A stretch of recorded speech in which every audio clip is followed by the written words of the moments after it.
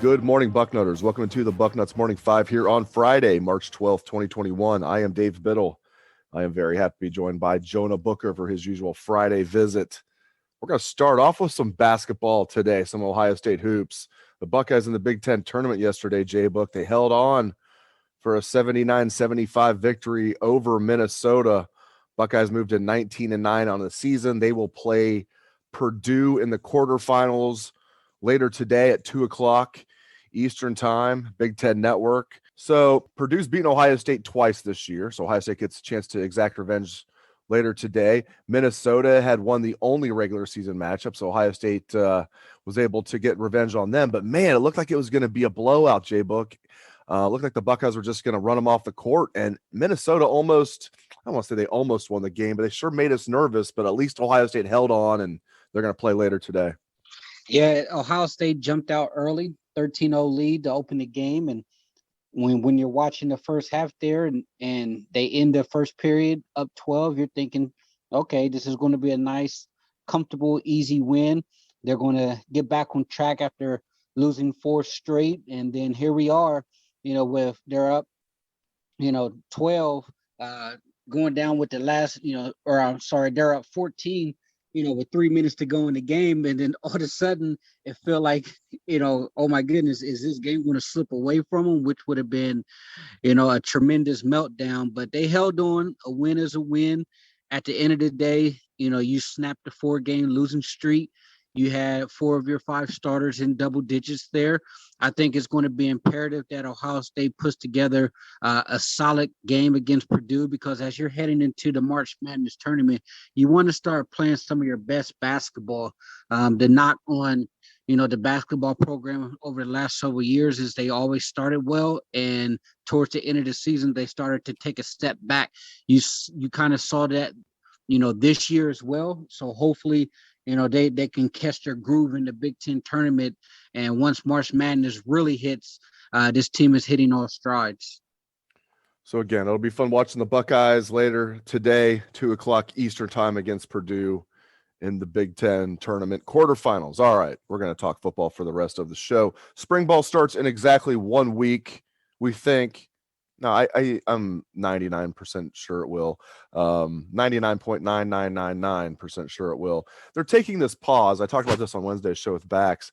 I'm not worried about this at all. I mean, they usually take a week off before spring ball anyway. This is because they've had some extra COVID cases within the program. I'm guessing, some of the freshmen that have early enrolled that were not part of everything they were doing last year, where they were getting tested like 5 times a day, a little exaggeration there. Could be part of that. I'm not worried about this at all. Spring ball starting in a week. Are you confident everything's going to go off without a hitch next Friday?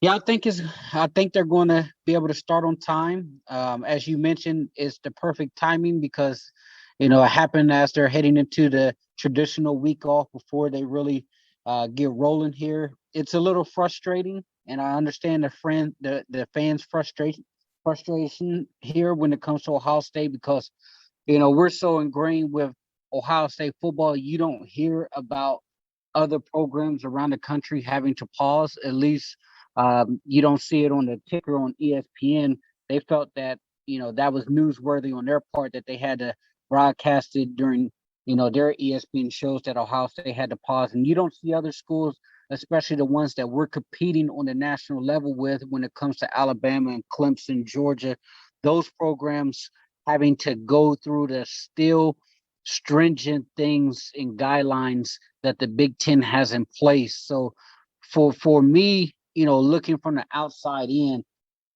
I just hope that they can get a full spring practice, season in, because it's imperative. They need to develop some of these younger guys.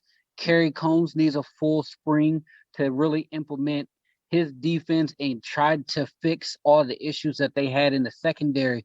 So it's imperative that they, gear up, get focused, and understand that the time is now, because you lost last spring, and that really sets you back as far as the development with your next wave of guys, as well as the defensive secondary. So I'm hoping, my fingers are crossed.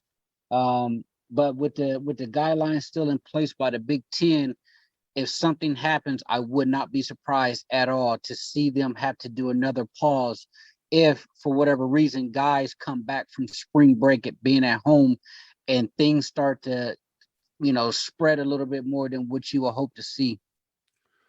Let's get into the COVID-19 vaccine, what that means for Ohio State's football team, what that means for fans in the stands in the 2021 season. We'll get to fans in the stands in a moment. I want to focus on the actual program. I'm convinced everybody in the program, JBook, will be willing to get the vaccine. Do they have to get it? Absolutely not. No one's going to be forced to get it. Will they get it? I think everybody will. And I got some pushback on Twitter a few days ago, as I talked about on Wednesday's show, but I have a very good source that I trust profusely that says everybody in the program will get it. Players, coaches, everybody. What's your thoughts on that? Do you think that everybody in the program is going to get the vax, or do you think there's some, it's a divisive subject to some people? Do you think everybody in the program is going to get the vax? I think they are. I think a lot of people within the program went through so much last year when it comes to dealing with COVID.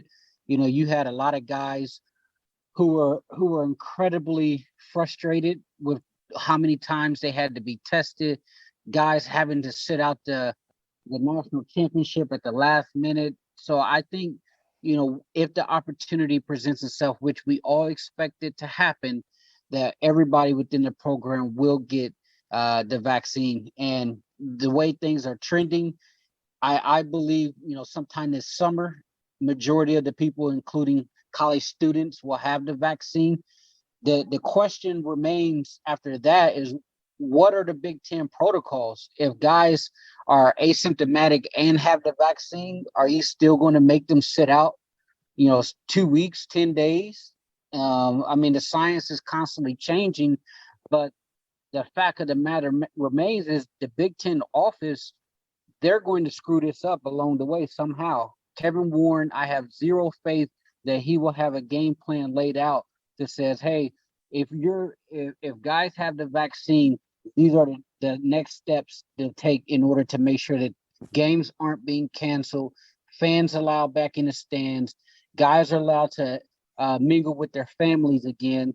And then at that point, it's just going to be, will these guys continue to follow Ohio State's protocol, which I have all the faith in the world that those guys will do everything they can to make sure that they get a full season in.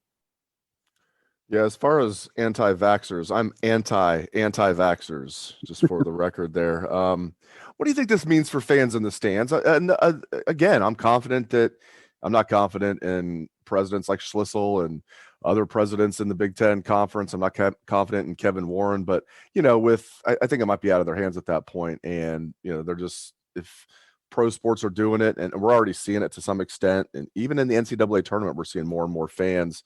I don't know if it's going to be a full house or anything, JBook. I'm confident we're going to have fans in the stands for college football this fall. How do you see that working out, especially with the vaccine? If you had to make a prediction now, do you think we're going to start out with like half capacity? You think we'll get to full capacity? Just kind of break that down for me.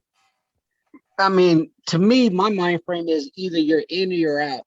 Either allow fans into the stadiums or not. At this point, you look at the SEC, the Big 12, ACC, as you mentioned, the professional sports, their mind frame is we are pushing for 100% capacity. And if the Big Ten is not able to compete with that, that's going to be a major competitive advantage. I also think that it's going to come down to local legislation. If you have something that pops up in New Jersey or Maryland and they're not allowing full capacity, will the Big Ten office cap everybody? That's to be determined, because this is a conference that always is looking to row the boat in the same direction. They don't allow schools to kind of maneuver on their own. It's all or nothing when it comes to the Big Ten presidents.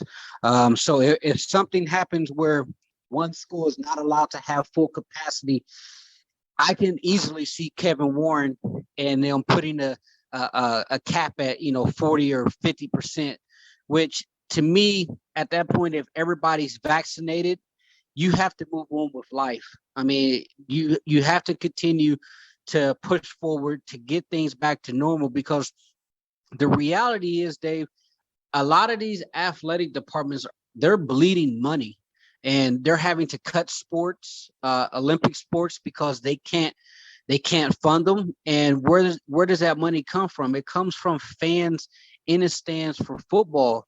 It comes from the gate sales and the concession stands. All of that money that's being generated, it flows out to other athletic teams. And if there's a situation where Kevin Warren and the Big Ten presidents, they're hurting the bottom line dollar again, you're going to see more Olympic sports being cut this year. These programs desperately need that revenue.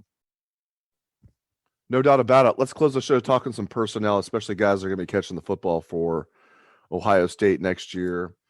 We talked a lot about who's the quarterback going to be. We're not going to talk about that on today's show, but one thing that we've always joked about as Buckeye fans, Buckeye media members, ever since Ben Hartsock left in 2003, will any Buckeye tight end have a breakout season, which for a tight end at Ohio State means will they catch 30 passes?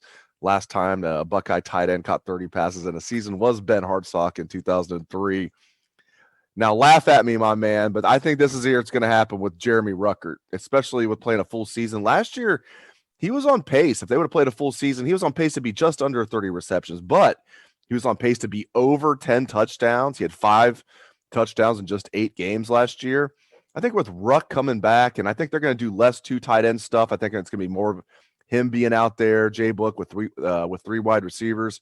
I think Ruckert's going to get just over 30 receptions, especially if they play 14, 15 games. What do you think? At first, when we talked about this is going to be the topic of conversation, my mind said, nope, it's not going to happen.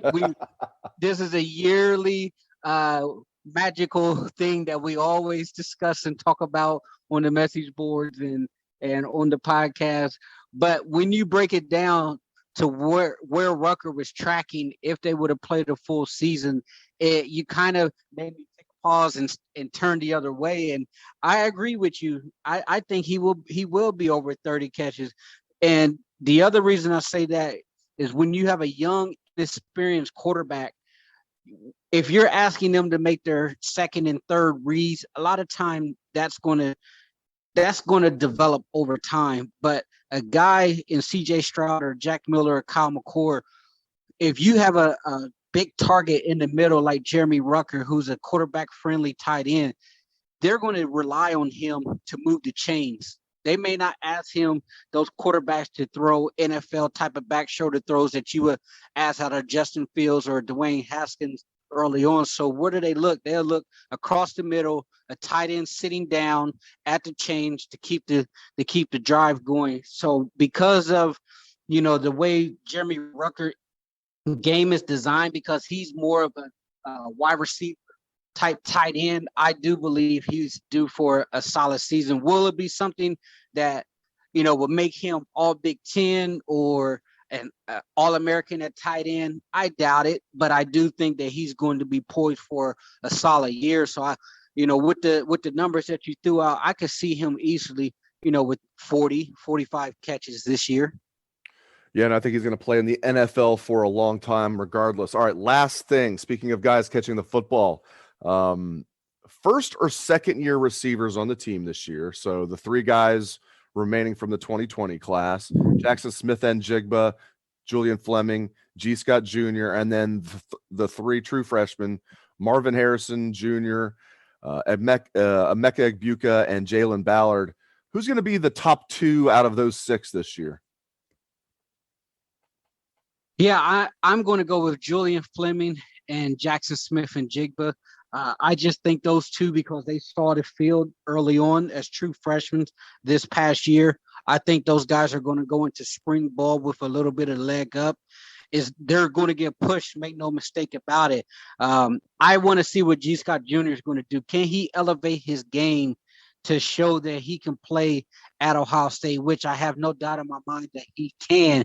That wide receiver room is just so talented. I just think that JSN and Julian Fleming will be those guys early on to set the pace to make those other guys have to try to catch them. And Emeka Egbuka, you look at that picture that Ohio State put out of him doing tug of war during the mat drills. He is jacked up for an 18-year-old true freshman. He looked like his body is college ready right now. And Brian Hartline, he's not afraid to play those younger wide receivers. If he's in the mix, I would not be surprised at all. The one guy that everybody in the program is raving about is Cam Babb, coming back from the multiple injuries. If you look at the photos of him, he looked like he's ready to go.